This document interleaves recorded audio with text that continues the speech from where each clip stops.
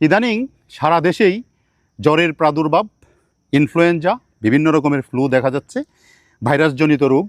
এই সমস্যায় আপনারা জ্বরের ক্ষেত্রে এই যে দেখা যাচ্ছে কালো মেঘের পাতা পিষে এর রস করে খাওয়াতে পারেন। কালো মেঘে থাকা অ্যান্ড্রোগ্রাফোলাইড নামক প্রধান একটি ফাইটোকেমিক্যাল, যা জ্বর উপশমে গুরুত্বপূর্ণ ভূমিকা পালন করে। এর প্রধান কাজ হলো অ্যান্টি ইনফ্লামেটরি এবং অ্যান্টিপাইরেটিক, অর্থাৎ জ্বর কমাতে সাহায্য করে। ভাইরাস ও ব্যাকটেরিয়া প্রতিরোধী ক্ষমতা রয়েছে। এটি সাধারণত শরীরে সাইটোকাইন উৎপাদন ও প্রদাহজনিত প্রতিক্রিয়া কমিয়ে শরীরের তাপমাত্রা নিয়ন্ত্রণে সহায়তা করে। ফলে কালো মেঘের রস সেবন করলে জ্বর কমে যায়। এর বোটানিক্যাল নাম হচ্ছে অ্যান্ড্রোগ্রাফিস প্যানিকুলাটা। এটা অত্যন্ত তিক্ত স্বাদের একটি নির্যাস পাওয়া যাবে এটা থেকে। যেহেতু খুবই তিক্ত স্বাদের, অনেকেই হয়তো এটা খেতে যাবে না, তারপরেও একটু কষ্ট করে জোর করে যদি এটা সেবন করানো যায়